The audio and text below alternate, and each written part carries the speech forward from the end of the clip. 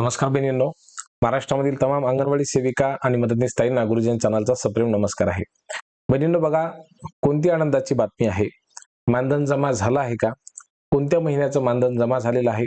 कोणत्या जिल्ह्यांमध्ये हे मानधन अर्थात केंद्राचं मानधन जमा झालेलं आहे बहिणींच्या खात्यामध्ये? आणि उर्वरित जे मानधन आहे किंवा भत्ता आहे तर तो कधीपर्यंत मिळेल? या सगळ्या प्रश्नांची उत्तर आपण या व्हिडिओच्या माध्यमातून जाणून घेणार आहोत.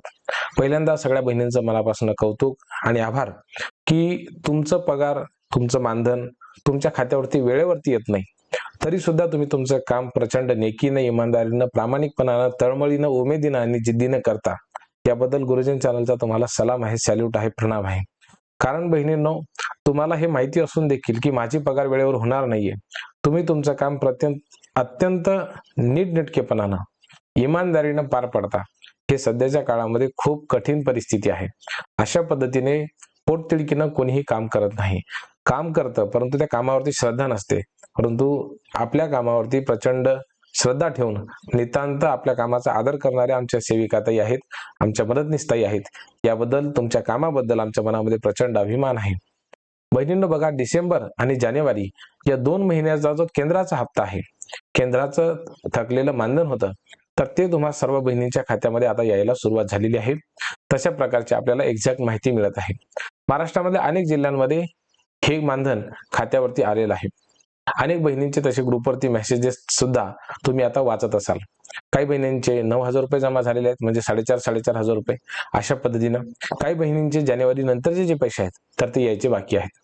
तो सुद्धा जो थकीत हप्ता आहे, थकीत मानधन आहे, तुमच्या खात्यावरती लवकरच यायला लागेल. स्पर्श प्रणालीच्या द्वारे सर्व अंगणवाडी सेविकाताई आणि मदतनीसताईंच्या खात्यावरती राज्य आणि केंद्र सरकारचं जे वेतन आहे तर ते एकाच वेळेला येईल. ते वेगवेगळ्या टप्प्याने आता येणार नाहीये. त्यामुळं या प्रक्रियेला थोडासा वेळ जरी लागला तरी सुद्धा येणाऱ्या काळामध्ये ही प्रक्रिया अधिक सुलभ होईल. पैसे तुम्हाला एकट्ठे मिळतील आणि त्यामुळं ते पैसे कोणत्यातरी एखाद्या चांगल्या ठिकाणी, एका महत्वाच्या कामासाठी, मोठं जर तुम्हाला एखादी वस्तू खरेदी करायची असेल किंवा ही जी रक्कम तुम्हाला वेगवेगळी मिळते, यामुळं छोटी छोटी कामं होतात, परंतु मोठं काम अडकून पडते. शिवाय हे जे वेतन तुम्हाला मिळते याची तारीख फिक्स नसते.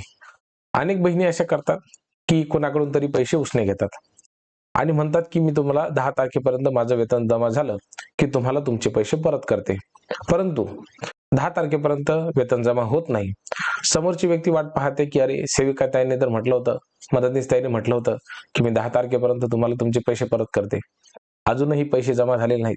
मग अशा परिस्थितीमध्ये त्या ठिकाणी सेविकाताईंची प्रतिमा जी आहे तर इतरांच्या दृष्टीमध्ये तर ती कमी व्हायला लागते.